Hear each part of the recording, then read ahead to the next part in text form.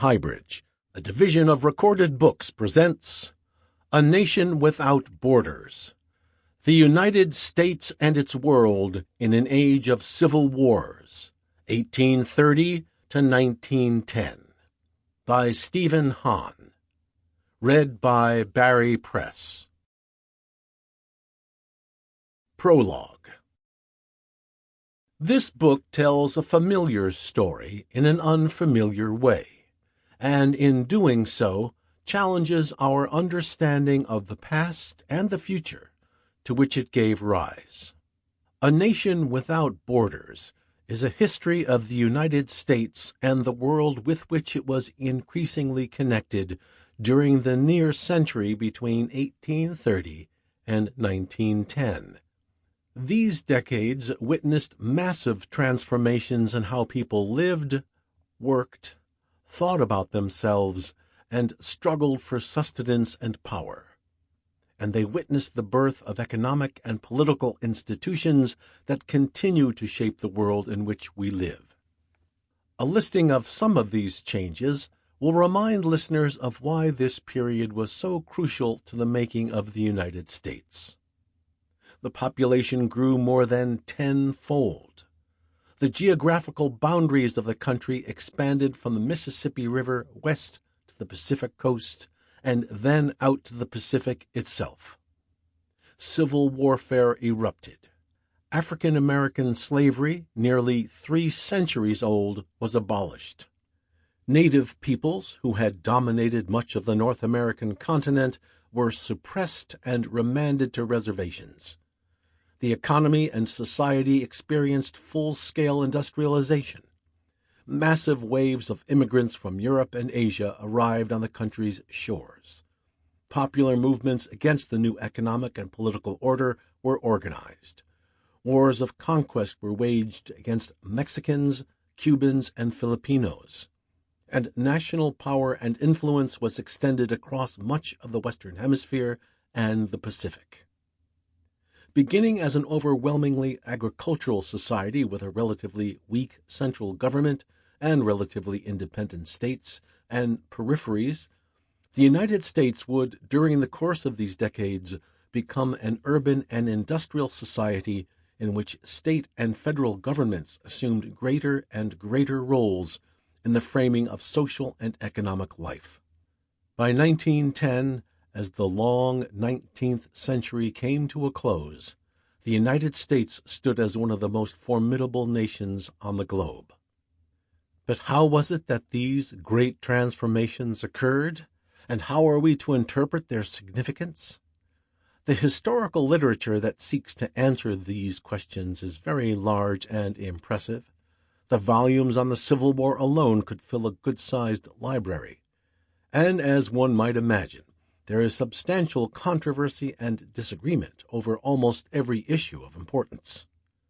What was the character of American governance? On what axis did American politics turn? How far did slavery's reach extend? And what was its relation to American economic and political growth? How did the intensifying conflict over slavery turn into civil warfare? And in what ways did civil warfare transform the country? How integral was political violence and conquest to American development? How were relations of class, race, and gender constructed, and what did they contribute to the dynamics of change? When did American industrialization commence, and how rapidly did it unfold? How should we view popular radicalism of the late 19th century and its relationship to progressivism? At what point could the United States be regarded as an empire, and how was empire constituted? A Nation Without Borders takes up these issues and ties them to a distinctive narrative and analytical arc. It does so by interrogating many of the assumptions that have framed historical treatments of this lengthy period, and by shifting the vantage points from which the story may be viewed. To be sure, many of the signal events and actors appear in these pages with the recognition and notoriety due them, joined by others, some scarcely known, who play roles of unexpected consequence. equally important, rather than looking out from the northeast, either east across the Atlantic or west across the North American continent, as is ordinarily the case, the book also looks east from the Pacific and Trans-Mississippi regions, north from Mexico and the Caribbean basin, and on occasion south from Canada. The result, I believe, is a very different sense of the geographies of power, the social and cultural encounters, and the vectors of politics. It may be helpful here to suggest some of the ways, interpretively, that A Nation Without Borders departs from many historical accounts of this period. The centerpiece of the book is the changing relation between nation and empire in the history of the United States. In this regard, most historians understand a certain sequence. The United States commenced its life as a nation, and over the course of the late 19th and early 20th centuries emerged as an empire too, as it became involved in overseas conquests and markets. A Nation Without Borders suggests something rather different. It argues that the model of governance inherited from the British was empire, that from the birth of the Republic, the United States was a union with significant imperial ambitions on the continent and in the hemisphere, many pushed by slaveholders and their allies, that the United States only became a nation-state as many others did, in the midst of a massive political and military struggle in the 1860s, and that the new American nation reconfigured the character of its empire, first in the South and the Trans-Mississippi West, before reaching overseas.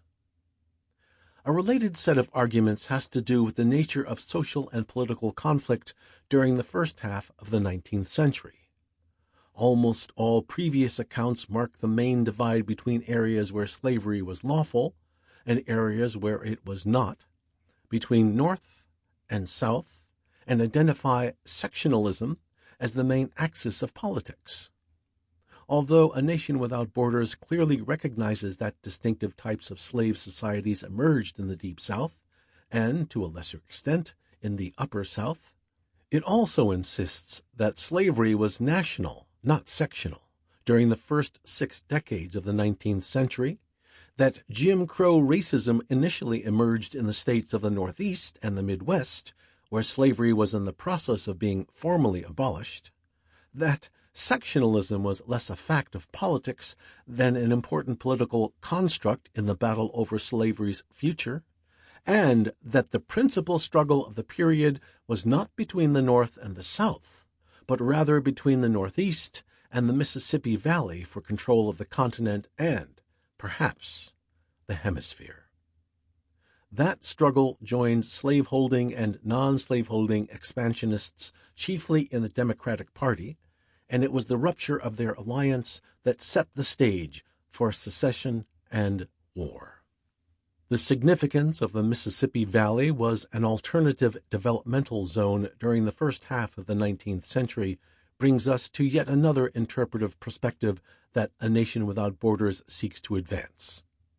Until the past several decades, most American historical writing was heavily exceptionalist, not only in the way it regarded the political standing of the United States in the world, but also in its refusal to look much beyond the nation's boundaries in casting its many stories. More recently, early Americanists, among others, especially slavery scholars, have challenged this analytical isolationism by adopting what they call an Atlantic framework. There is very good reason for this move.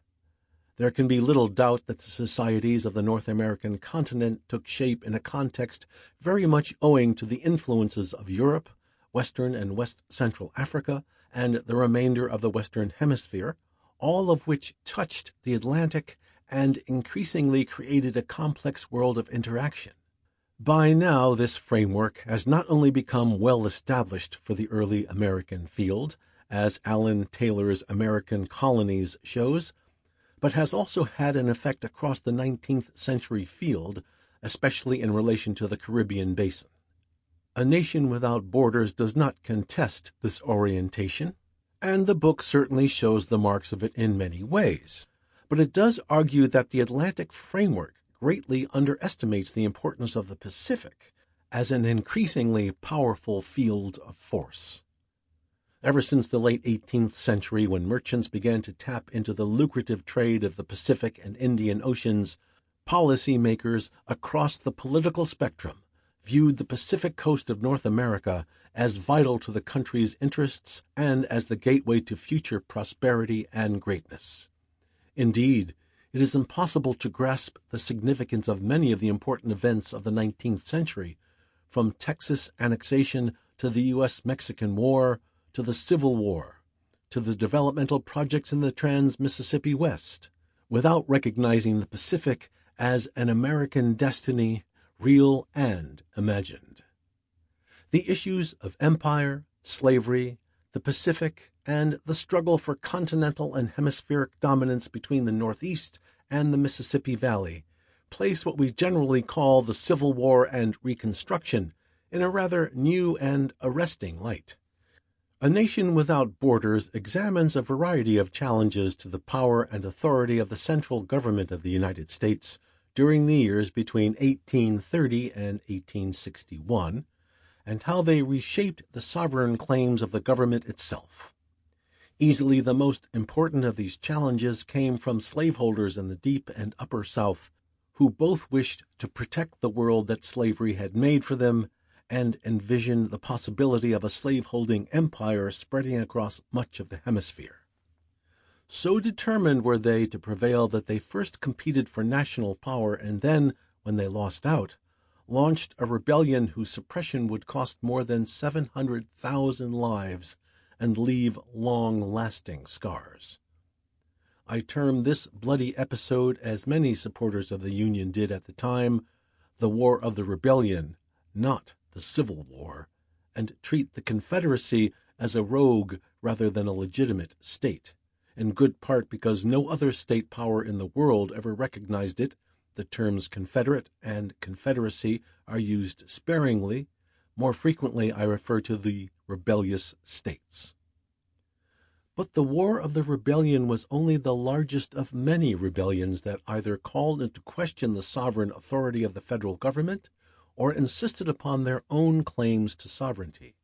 These included the resistance of Native Americans to settler colonialism and dispossession, especially in the Second Seminole War of the 1830s and 1840s, the longest American war until Vietnam. The embrace of nullification by reactionary slaveholders in South Carolina in the early 1830s. The efforts of Mormons to limit federal power in the Utah Territory and organize their own state of Deseret in the 1850s. Privately financed and directed filibustering operations against Cuba, Mexico, and Central America in the 1840s and 1850s in clear violation of U.S. neutrality law. And the percolation of secessionist sentiment in California, the Midwest, and the city of New York, as the Lincoln administration moved to deal with the Confederate rebellion in the winter and spring of 1861. These would be followed during the War of the Rebellion itself by Native American uprisings in the Upper Plains, Copperheadism, white disloyalty to the Lincoln government, violent opposition to the draft and the recruitment of African Americans to fight in the Union Army, and resistance to the expansion of federal power more generally. We may indeed think of wars of the rebellions during the first 7 decades of the 19th century. The idea of wars of the rebellions raises further questions about what we have come to call Reconstruction. The literature on this complex period, mostly dated from 1863 or 1865 to 1877, has shown enormous sophistication and depth, and it focuses chiefly on the southern states that left the Union and the problems attending political reunification and the transition from slavery to freedom. This surely makes sense. The rebellion was concentrated there, and the institution of slavery was abolished without compensation to slave owners. Pressing issues of land, labor, and belonging had to be solved, but the federal government was also extending its arms across the Trans-Mississippi West, and in both the West and the South federal officials, mostly aligned with the Republican Party, prescribed an assortment of conditions concerning labor, faith, family life, discipline, sexuality, property rights, and land use before these regions and their populations would be fully integrated into the new American nation-state. If the conditions were not accepted, various types of punishment were meted out, ranging from repression and confinement, especially involving native peoples, to disfranchisement and exclusion. It was a massive project of state building that had strong imperial impulses. It was also a project of capitalist development. There seems to be a good deal of agreement among historians these days that the expansion of capitalism was a central force in the European settlement of the North American continent, especially in a broad crescent stretching from the Chesapeake through the lower Mississippi Valley. There, slave plantations produced staple crops for an international market, and by the 19th century fueled the growth of the entire country.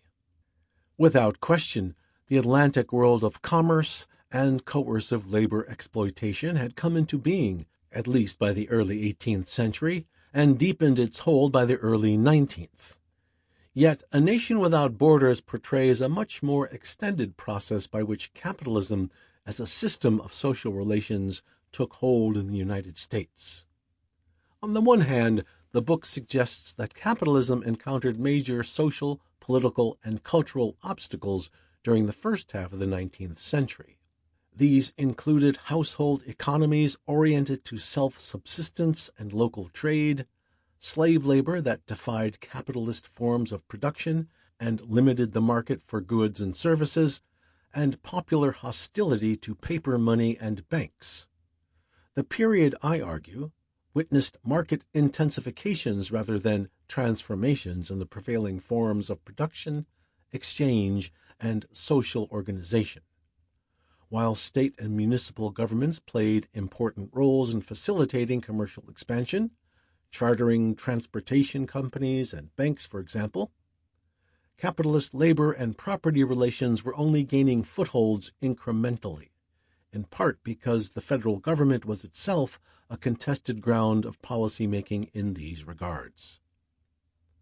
On the other hand, most of the North American continent was populated by native societies, some economically dynamic and politically aggressive, with divisions of labor, gender relations, social hierarchies, and forms of property and use rights, not to mention ideas about time, space, and spirituality that bore no resemblance to capitalism. That middle grounds of trade could be established between Native Americans and Europeans testified to the flexibility of the native economic modes, but not to the ease with which they could make their peace with capitalist production and exchange. The bitter conflicts erupting almost continuously across the American interior during the 19th century were effectively over which form of social organization would prevail. It was only during the War of the Rebellion, when a new type of central state took hold, that the balance decisively tipped. Indeed, the War of the Rebellion not only allowed for the consolidation of a nation-state, but also advanced the interests of new classes of financiers and industrialists, who, with the help of their allies in the Republican Party, gave capitalism real traction in the political economy. They especially looked to the trans-Mississippi West as a developmental area. Aided by the Army, the courts, Congress, and often local governments, they built a massive network of railroads, took aim at native societies that stood in their way, organized an array of extractive industries, and tried to keep a growing labor force under their thumbs.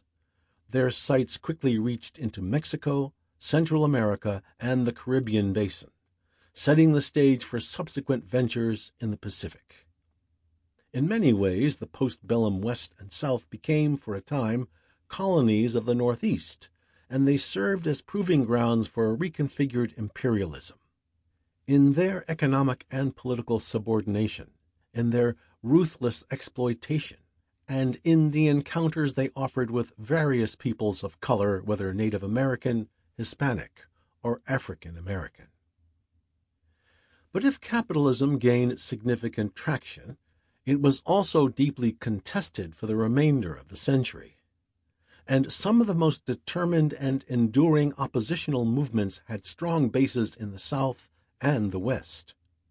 From the Knights of Labor to the Populists, from the disciples of Henry George and Edward Bellamy to the Social Democrats and Socialists, these peripheries vibrated intensely with popular unrest and political experimentation. Organized principally around anti-monopoly sensibilities, but also heavily infused by the republicanism, socialism, and Marxism that refugees from European revolutions brought with them in the 1870s and 1880s, these movements vied for power at the workplace and in the halls of government. They fashioned searing critiques of capitalist relations and values and of the political corruption that appeared to sustain them, and hoped to use the levers of the state, locally and nationally, to readjust the balances to favor producers over the moneyed interests. In some places they devised remarkable alternatives to the ways of constructing civil and political society. Together, as with the expansion of capitalism, they linked the United States to the worlds of the Atlantic and the Pacific. These social and political struggles took place at a time when the international economy was cascading through a prolonged depression from the mid-1870s to the mid-1890s, and were closely related to it. So intense could these conflicts become. The United States had the most violent labor history of any society in the industrializing world at this time, that they commonly involved the deployment of official military and paramilitary forces and contributed to a sense of crisis that was wide and deep. Images of the Paris Commune of 1871, when workers took control of the French capital, sought to enact their own vision of social justice, and then were violently crushed by state authorities, were invoked all around as symbolic of what might be possible and what should be feared. The result was a period from the 1890s through the first 2 decades of the 20th century of what I call reconstructions, customarily known as the Progressive Era.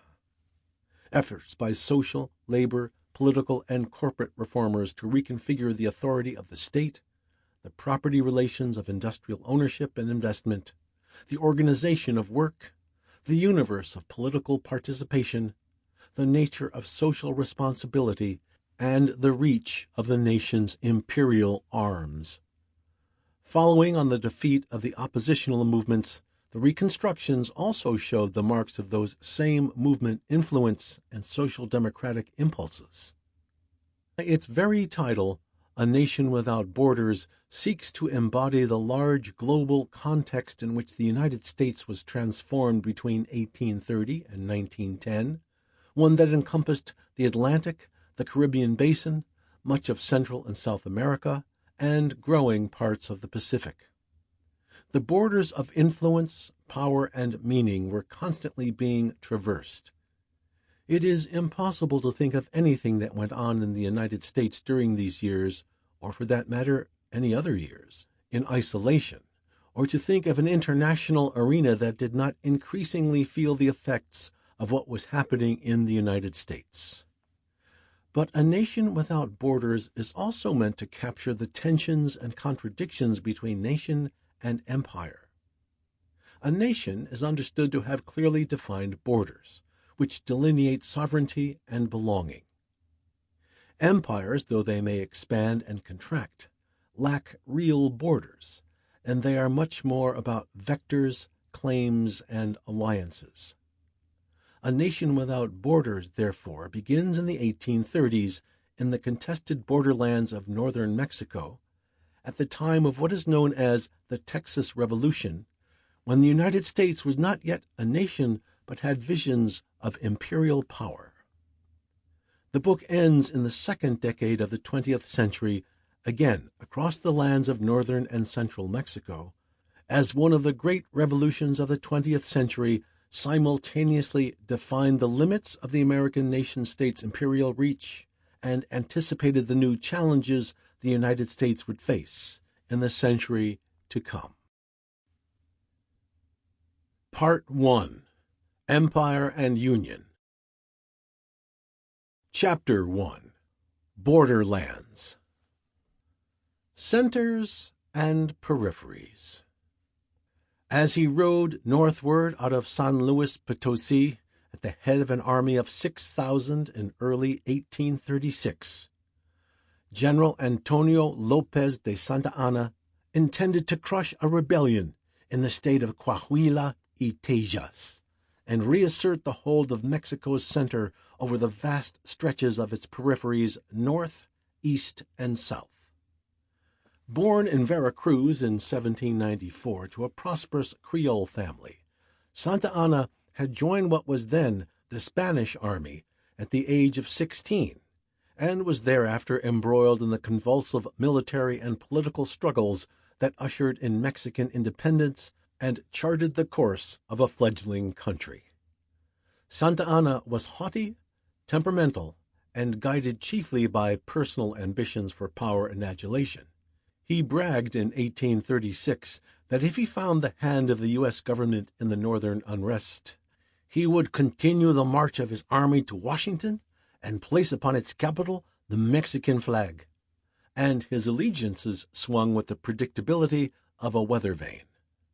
First a royalist officer battling the Hidalgo rebellion and its peasant and republican successors, he eventually followed many of his fellow Creoles in embracing independence and the constitutional monarchy of Agustin de Iturbide.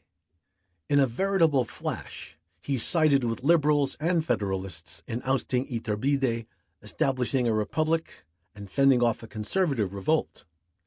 In 1829, when Spain attempted a reconquest, Santa Anna led Mexican forces in successfully turning the Spanish back, paving the way for his overwhelming election as the country's president in 1833, still aligned, it seemed, with the liberals. He then, quickly and surprisingly, stepped down, leaving the presidency to his liberal vice president, who pursued a reformist agenda designed to trim the sails of the army and the Catholic Church. This time Santa Anna heeded the appeals of angry conservatives.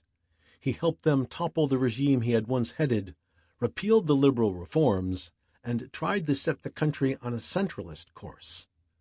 In 1836, he commanded not only the Mexican army, but also what there was of the Mexican state. The challenges newly independent Mexico faced from its borderlands were hardly unique. Forged in the cauldron of imperial crisis and revolutionary movements that rocked the Atlantic world from the last third of the 18th century, Mexico, like other countries that had just emerged in the hemisphere, had to establish its legitimacy and authority over the diverse populations and territory it claimed to control. Although sparked in 1810 by what became a massive and bloody peasant insurrection, the Hidalgo Revolt, independence, when ultimately achieved in 1821, saw the peasants largely subdued and, as elsewhere in Latin America, a Creole elite of landowners, mine owners, merchants, and army officers steering the transition to nationhood. Stretching from the Yucatan, Tabasco, and Chiapas in the far southeast to Alta California in the far northwest, Mexico had more than twice the landmass of the early United States, and the immense northern regions, perhaps half the size of the entire country, were thinly populated by Spaniards, Creoles, and mestizos, and defended by a very loose chain of military outposts, presidios, and Catholic missions. There, from the Pacific coast, east across the Great Basin and the Rocky Mountains, and into the southern plains, native peoples reigned supreme. From the beginning, Mexican elites, much like their counterparts in the United States, were divided between those who wanted power concentrated in a central state — they were known as centralists in Mexico — and federalists in the United States. and those who sought a weaker central state and more regional autonomy. They were known as Federalists in Mexico and Republicans or anti-federalists. Sample complete. Ready to continue?